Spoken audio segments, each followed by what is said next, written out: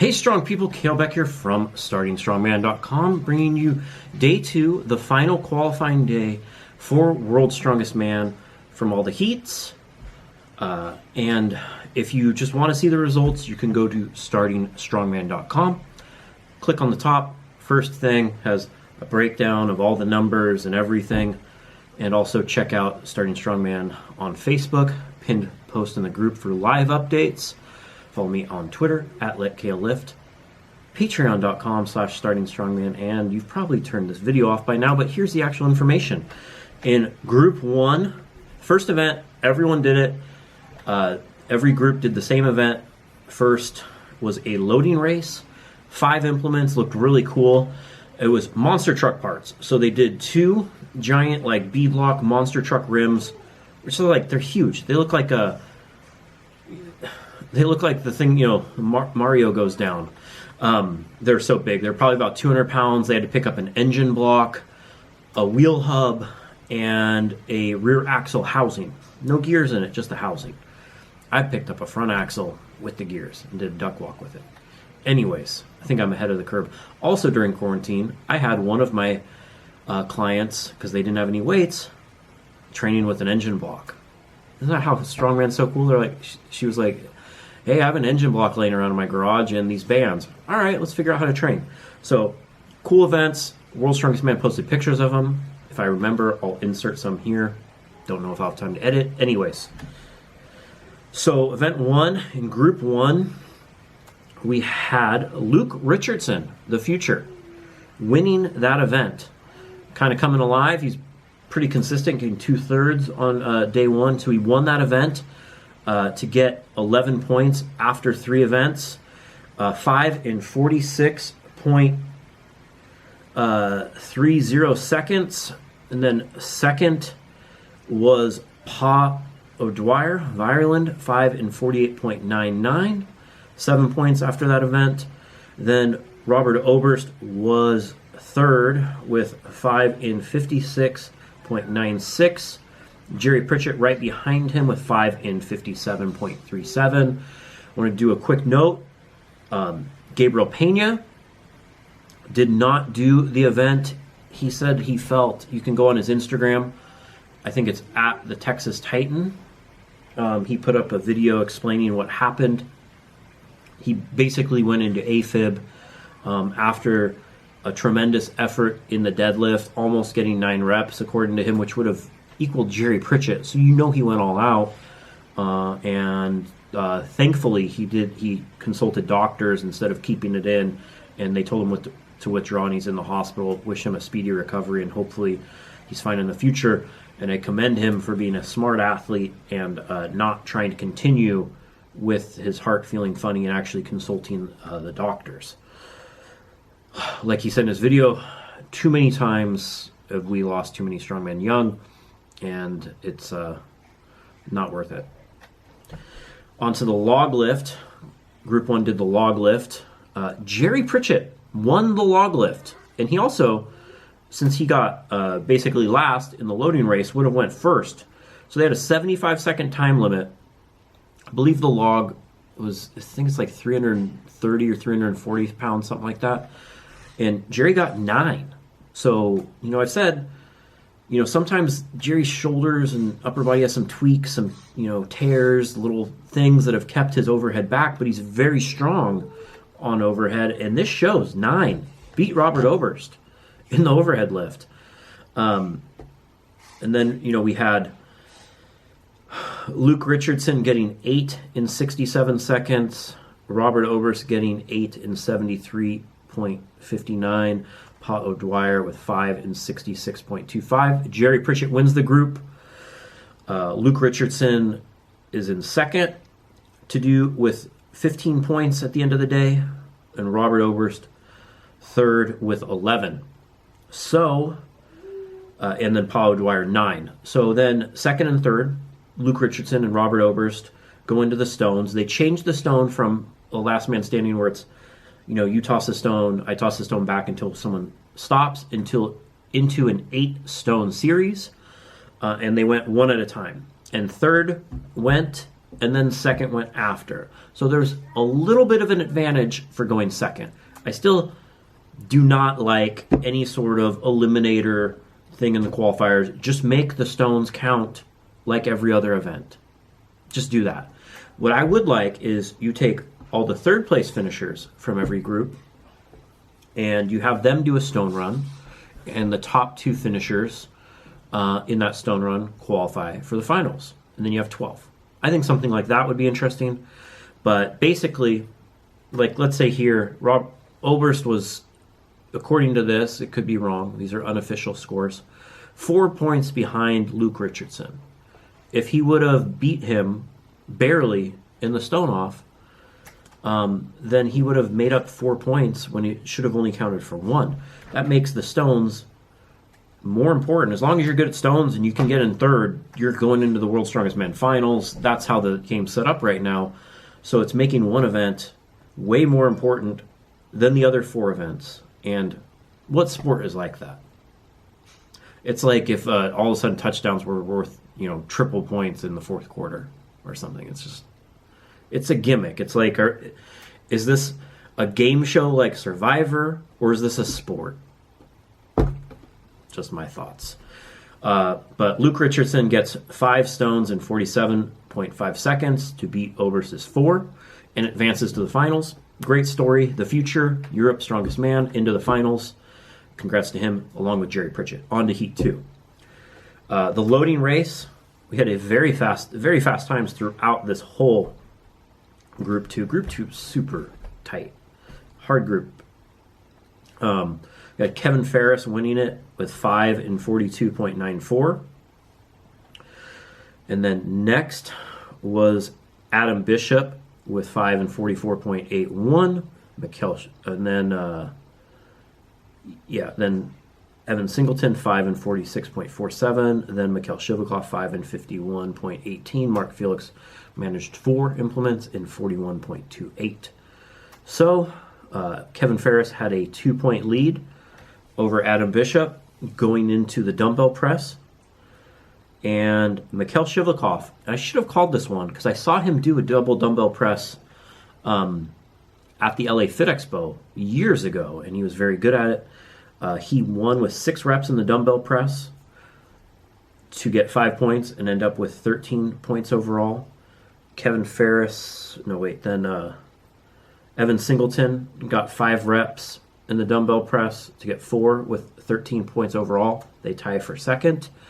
Adam Bishop gets 3 reps, 2 points, 11 points at the end of the day for fourth. And Kevin Ferris gets 5, 3 points, 14 points overall to win the group. Amazing job by Kevin Ferris. Super good athlete, did really well in these events. He has a great grip and super fast in the loading race, as we saw. And I don't think that many people picked Kevin to win a group, but he did, and props to him. He just isn't as loud as some of these other competitors and a little unassuming. So when I re-look at it, I'm like, yeah, those events make a lot of sense for him. And the final events look really good for him too. He's going to really shake things up. So he advances, and then we're supposed to have Mikhail Shivakov versus Evan Singleton in the stone off. But here's something, I'm going to have to rant on the stones again. So Evan Singleton reportedly tore his bicep in the circus dumbbell. I would imagine it would be on one of the two-handed ones. Sometimes you see people do it on that. Sad to hear that. He's a great young talent, first World's Strongest Man. Not what you want to see happen, especially when he's posed to go into the finals, or at least have a chance to go into the finals, and he can't even do it. So, because he withdrew, Adam Bishop's the next closest competitor, who got fourth in the group. Mark Felix ended up with 9 points, Adam Bishop with 11. He does the stones. Mikhail Shivakov has problems with stones, did 5 in 34.19. And Adam Bishop won to advance with 6 in 53.04. Congrats, Adam Bishop. Despite his qualifying performance, I think he's going to do very well in the finals, especially on the 18-inch deadlift. I hear Mikhail Shivakov was not very happy after this, and rightfully so. You imagine You're like, okay, I got in second. I'm 1 point off of first place. 2 points ahead of fourth.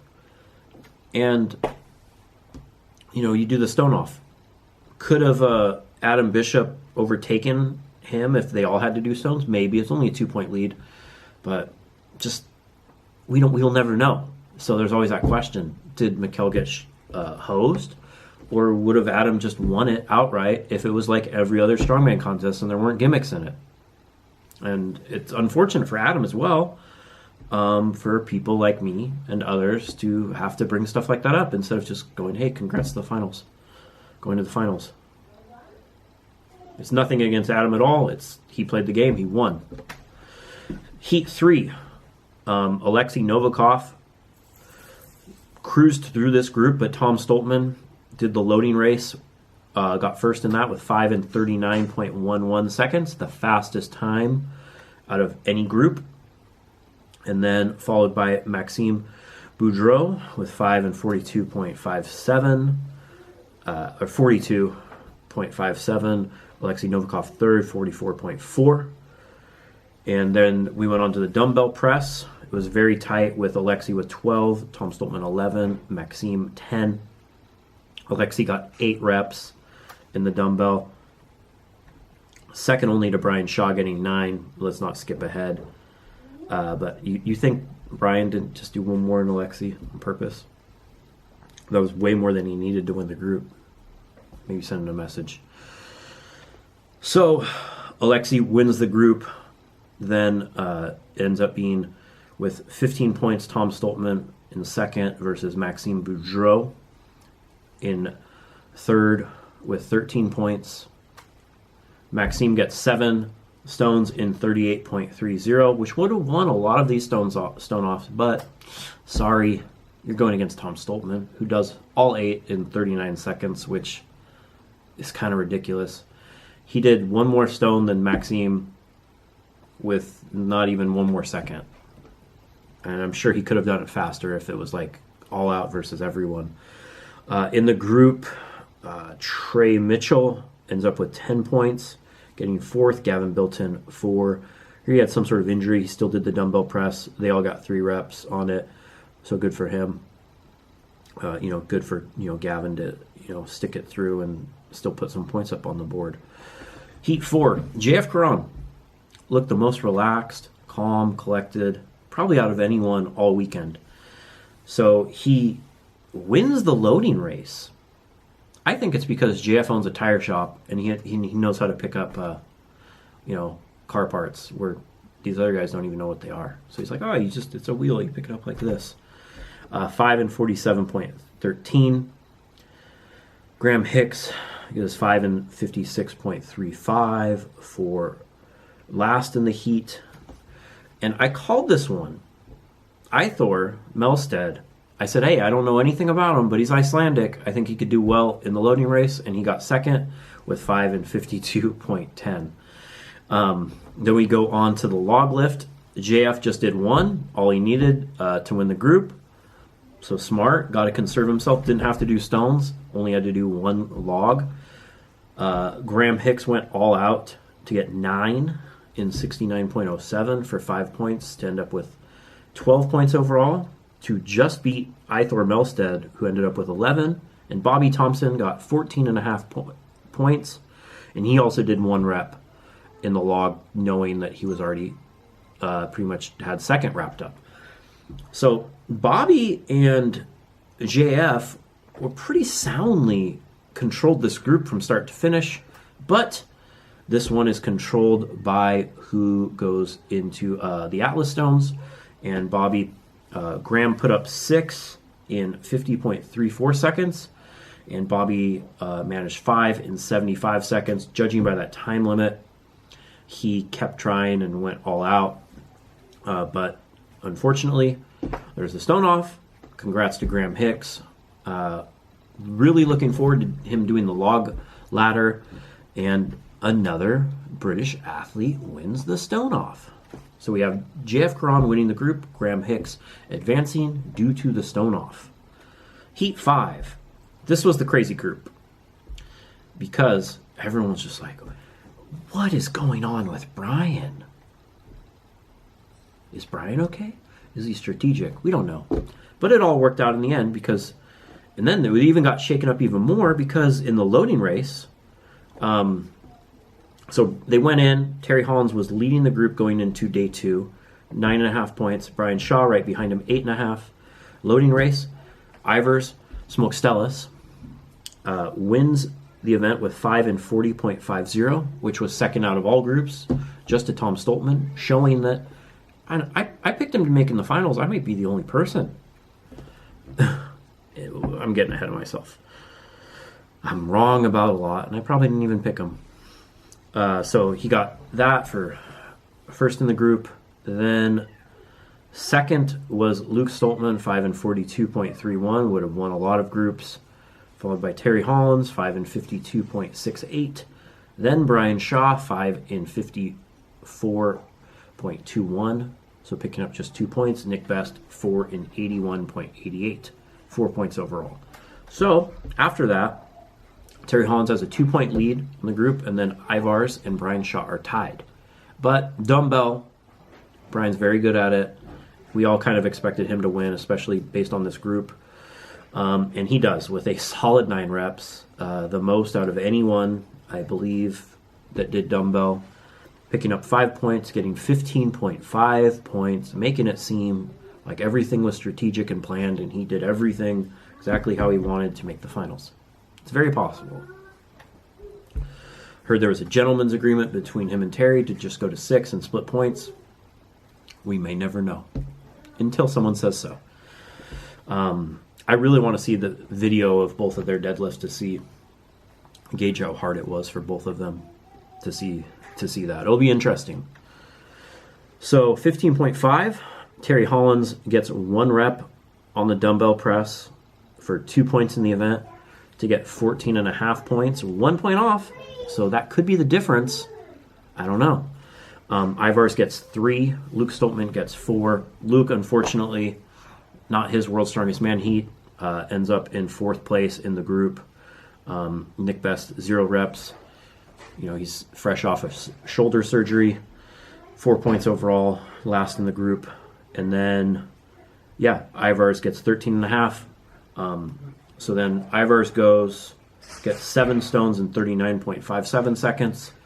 Terry Hollins goes after him, gets 6 in 33.43. And Ivars Smokestelis advances to the finals along with Brian Shaw. What a day.